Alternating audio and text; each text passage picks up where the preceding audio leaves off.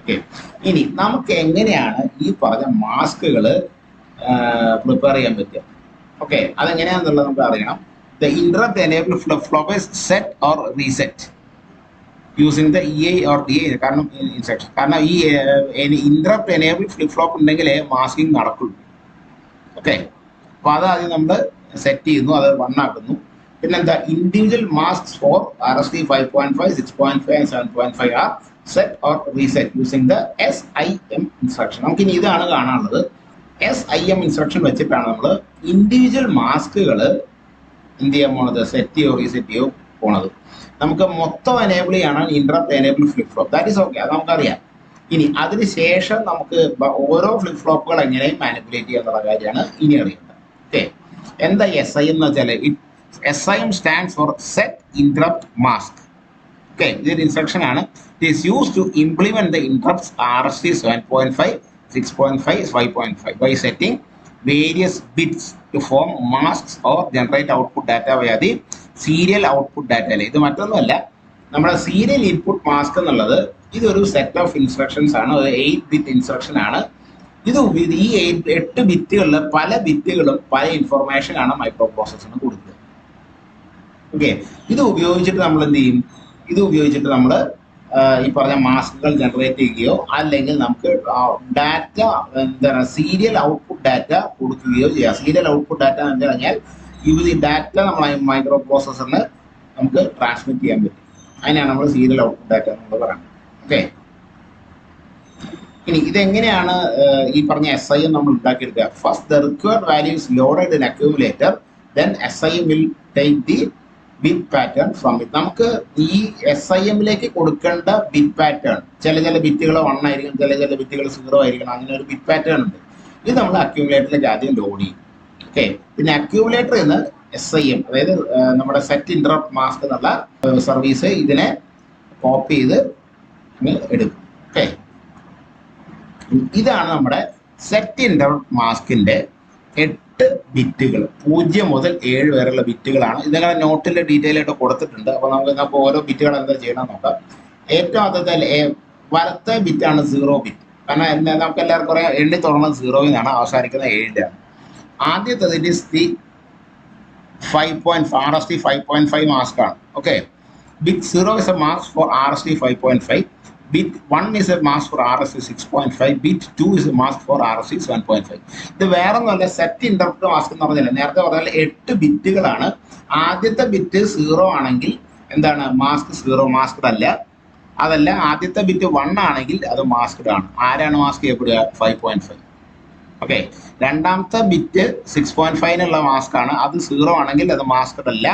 അതല്ല, 1 ആണെങ്കിൽ 6.5 മാസ്ക്ഡ് ആണ്. Similarly for your RST 7.5.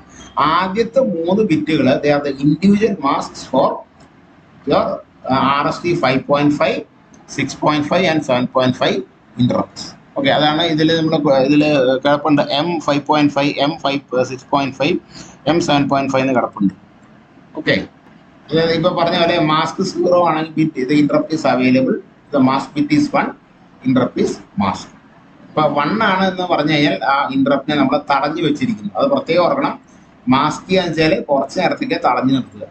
Okay, ഇനി ബിറ്റ് 0, 1, 2 നമ്മൾ പറഞ്ഞു അല്ലെ. 0 5.5-ക്ക്, 1 6.5-ക്ക്, 2 7.5-യുടെ ഇൻഡിവിജ്വൽ മാസ്കുകളാണ്. ഇനി ബിറ്റ് 3 എന്താണ്? Mask set enable, MSE is an enable setting for the mask. If it is set to 0, the mask is ignored and the old settings remain. If it is set to 1, new settings applied. അതായത് ഈ mask set enabled എന്തിനാന്ന് വെച്ചാൽ, നമ്മൾ for example RST 5.5-യുടെ മാസ്കിനെ നമ്മൾ enable ചെയ്യുന്നിരിക്കട്ടെ, 1 ആക്കിയിരിക്കട്ടെ. ഈ MSE എന്നുള്ളത് 0 ആയി കഴിഞ്ഞാൽ നമ്മൾ വരുത്തിയ മാറ്റത്തിനെ മൈക്രോ പ്രോസസർ ഇഗ്നോർ ചെയ്യും. ഓക്കെ, അതല്ല, ഈ MSE 1 ആണെങ്കിൽ മാത്രമേ ഈ പറഞ്ഞ നമ്മൾ മാസ്കിൽ വരുത്തിയ മാറ്റം മൈക്രോ പ്രോസസർ കണക്കാക്കും. അപ്പോൾ ഞാൻ എക്സാമ്പിൾ പറയണം, RST 5.5 മാസ്ക് ചെയ്യാൻ, RST 5.5 എന്നുള്ള ഇന്ററപ്റ്റ് ചെയ്യാൻ മാസ്ക് ചെയ്തിരിക്കട്ടെ, 1 ആക്കിയിരിക്കട്ടെ. അതായത് 0 എന്നുള്ള 1 ആക്കിയിരിക്കട്ടെ. നമ്മുടെ MSE-യും 1 ആണെങ്കിൽ മാത്രമേ മൈക്രോ പ്രോസസർ ഇതിനെ മാസ്ക് ചെയ്തതായിട്ട് കണക്കാക്കുള്ളൂ. ഇല്ലെങ്കിൽ പഴയ സെറ്റിംഗ് തന്നെ എടുക്കുക, അതായത് അൺമാസ്ക്ഡ് ആയിട്ട് തന്നെ കണക്കാക്കും. ഓക്കെ, അപ്പൊ നമ്മൾ വരുത്തിയ മാറ്റം ഒന്നുകൂടി ഉറപ്പിക്കാൻ വേണ്ടിയിട്ടാണ് ഈ MS ഉപയോഗിക്കുന്നത്. Okay, so the sim instruction is used for multiple purposes and not only for setting interrupt masks. ഈ സിമ്മിന് ഇൻസ്ട്രക്ഷൻ വേറെ പല കാര്യങ്ങൾക്ക് നമ്മൾ ഉപയോഗിക്കും. നേരത്തെ പറഞ്ഞ ഡാറ്റ ട്രാൻസ്ഫർ ഒക്കെ നമ്മൾ ഉപയോഗിക്കും. It is also use to control functionality such as serial data transmission.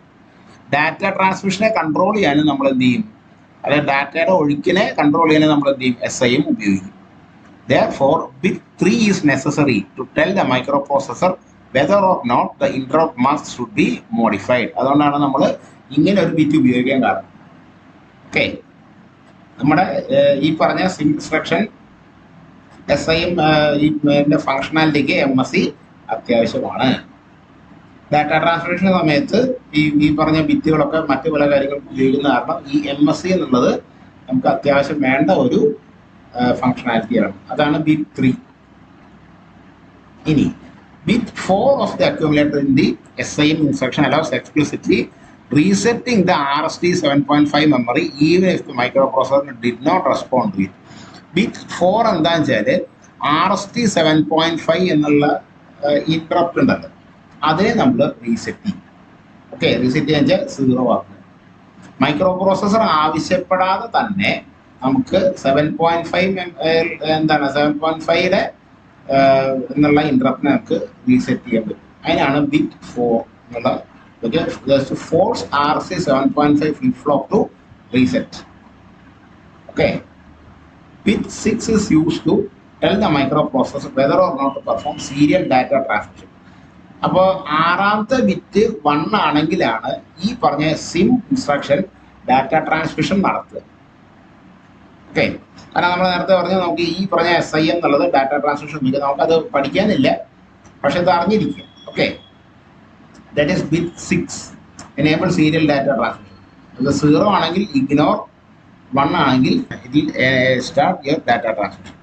ഇപ്പോൾ 1 ഇത് നമ്മുടെ ബിറ്റ് 0 ആണെങ്കിൽ do not perform serial data transmission. If 1 then do data transmission. ഇനി the value to be sent out on SOD has to be placed in bit 7 of the accumulator. Serial output ഡാറ്റയിലേക്ക് അയക്കേണ്ട value നമ്മൾ 7ാമത്തെ ബിറ്റിലാണ് വയ്ക്കുക. Serial output data വെച്ചാൽ നമുക്ക് data അയക്കണമെങ്കിൽ അത് 7ാമത്തെ ബിറ്റിലാണ് നമ്മൾ വയ്ക്കുക. Okay, bit 5 is not used by the sim instruction. 5 ആണ് യൂസ്. അതിന് കാരണം വേറെ ഒന്നുമല്ല, 7 ഇൻസ്ട്രക്ഷൻസ് നമുക്ക് മതി.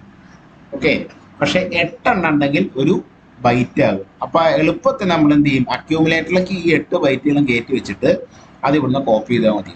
അപ്പൊ നമ്മൾ 5ാമത്തെ ബിറ്റ് ഇഗ്നോർ ചെയ്ത് കളയും. ഓക്കെ, അപ്പൊ അതാണ് നമ്മുടെ സെറ്റ് ഇന്ററപ്റ്റ് മാസ്ക് എന്നുള്ള ഇൻസ്ട്രക്ഷൻ. ഓക്കെ, അപ്പൊ ഇത്ര നമ്മൾ കണ്ടു. This is A set interrupt mask. അപ്പോൾ ഇനി നമ്മൾ ചെയ്യേണ്ടത് എന്താ, ഇനി ഇപ്പൊ ഈ നമ്മൾ ഇന്ററപ്റ്റ് മാസ്ക് നമ്മൾ പ്രിപ്പയർ ചെയ്തു, ഇംപ്ലിമെന്റ് ചെയ്തു. നമ്മളിനി എന്ത് ചെയ്യണം, ഇത് മൈക്രോ പ്രോസസ്സറിന് തിരിച്ചറിയും. അല്ലേ? അപ്പോൾ there is something called as a read interrupt mask process, അല്ലെങ്കിൽ റീഡ് ഇന്ററപ്റ്റ് മാസ്ക് ഇൻസ്ട്രക്ഷൻ. അതാണ് നമുക്ക് അടുത്ത ക്ലാസ്സിൽ കാണാനുള്ളത്. ഓക്കെ.